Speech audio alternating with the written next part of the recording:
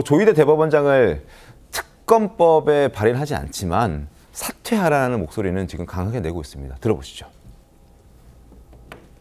판결을 선고하겠습니다. 2025도 4657 공직선거법 위반 관련 발언 중 골프 발언 부분과 백현 등 관련 발언 부분은 공직선거법 제250조 제1항의 허위사실 공표죄에 해당한다는 것이 대법원의 다수 의견입니다. 특권 의식에 찌든 법관들이 국민 주권을 찬탈하려 했던 희대의 난을 일으킨 당사자가 분명한 책임을 지지 않으면 이 혼란을 수습할 수 없습니다. 스스로 거취를 결단하십시오. 그것만이 자신이 무너뜨린 사법부의 신뢰를 조금이나마 회복할 수 있는 길입니다.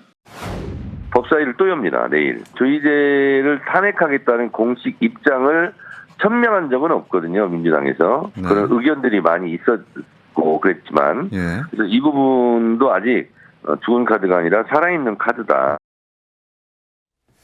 자, 이 이재명 후보의 선거법 대법원 선고에서 파기환송으로 결론을 내렸는데 그걸 빠르게 내렸다. 그리고 유죄 취지의 파기환송을 내렸다. 이게 이제 문제다라고 해서 특검 수사 대상이다라고 이제 민주당은 주장을 하고 있는 겁니다. 김광삼 변호사님 어떻게 좀 보셨습니까?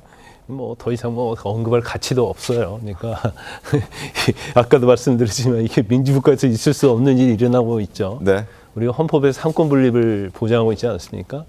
상권 분립에서 입법부가 자기들의 다수의 어떤 국회의원을 가지기 때문에 모든 법을 만들 수 있어요. 그래서 절차도 지키지 않고 더군다나 법사위랄지 이런 데서도 검토 보고서도 사실은 야당 의원들 주는데 주지도 않고요.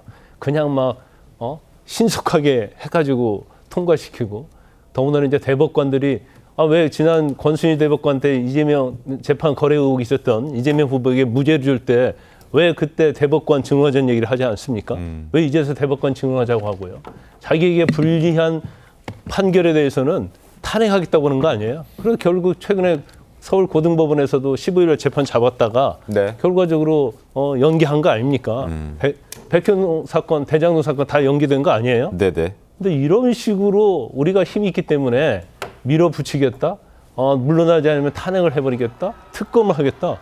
그러니까 지금 대한민국의 법대로지 도덕적 기준은 이재명 후보에게 불리하냐 불리하지 않느냐, 민주당에 유리하냐 유리하지 않느냐로 지금 양면으로 돼 있는 거예요. 흑백 논리가 있는 거죠. 그래서 자신들에게 어떤 불리하고 조금이라도 있는 것은 탄핵을 하고 끌어내리고 그러다 보니까 이제 상권 분립이 지금 무너지는 그런 상황이 와 있다 이렇게 봅니다. 알겠습니다. 자, 법조계 원로들 목소리 한번 보여드리겠습니다. 화면 함께 보시죠.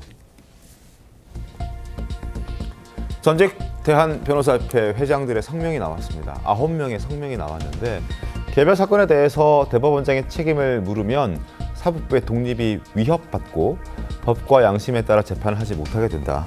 그러니까 이렇게 해서는 안 된다라는 이야기를 한 겁니다. 그리고 오늘 조선일보를 보면 이런 내용도 있습니다. 신문을 함께 보면서 말씀을 드릴게요. 지지율이 99%더라도 그러한 정말 엄청난 정치인이라도 법을 어기면 처벌하는 게 그게 판사의 일이다라고 기사가 실렸습니다. 물론 너무 빠르게 했다, 또 너무 신속하게 했다 이런 지적이 있을 수는 있지만 그래도 1심, 2심에서 길어졌던 게 있지 않느냐. 그리고 파기환송 판결 여러 가지 충분히 가능한 것이었다라는 의견들도 꽤 많이 나오고 있습니다. 김현주 대변인 어떻게 보셨습니까? 그렇죠. 자신에게 불리한 판결 결과가 나오게 되면 그게 개혁 대상이 곧 되는 이런 사실에 대해서 정확하게 지적한 것이라고 보고요.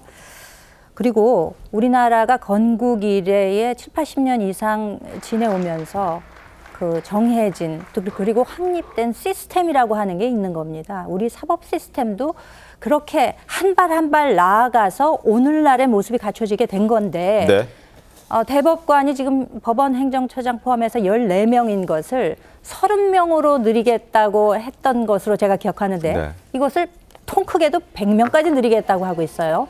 거기다 우리나라는 지금 3심제를 채택하고 있습니다. 그런데 재판에 대해서 다시 한번 헌법재판소에서 판단을 받아보겠다고 하는 것은 3심제를 4심제로 바꾸겠다는 얘기예요. 이렇게 급속한 변화를 하라고 누가 면죄부를 주고 누가 그 승인권을 줬습니까? 견제와 균형이라고 하는 삼권 분립이 무너지는 순간 네. 국가의 민주주의는 무너지게 돼 있는 것입니다.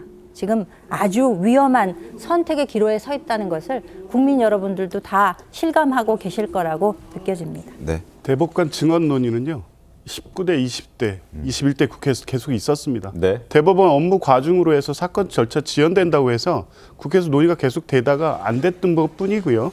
꼭 이재명 후보의 문제 때문에 대법관 증언 논의를 하는 것은 아니다라는 말씀드리고 네. 올해 전국 법관회의가 이재명 후보의 파기환송 관련된 사건을 논의하기 위해 소집됐다고 합니다. 네. 이게 뭘 얘기하고 있는 겁니까? 다른 얘기 필요 없이 이건 민주당의 비판이라고 흘려듣지 마시고 네. 엊그저께 서울중앙지법 부장판사가 썼던 글을 한번 그대로 보십시오. 이번 판결은 반 이재명 정치투쟁의 선봉장으로 조희대 대법원장이 나섰다는 겁니다. 법원 사법의 중립성을 무너뜨렸다는 겁니다. 네. 사퇴하라는 겁니다. 이게 민주당의 주장이 아닙니다. 오늘 법관회를 한번 주목해 보십시오. 네. 지금 사법부 내부가 얼마나 이번 전례 없는 대법원의 판결에 대해서 받아들일 수 없는 상황이고 힘들어하고 있는지를 좀 지켜보셔야 될 것 같습니다. 알겠습니다.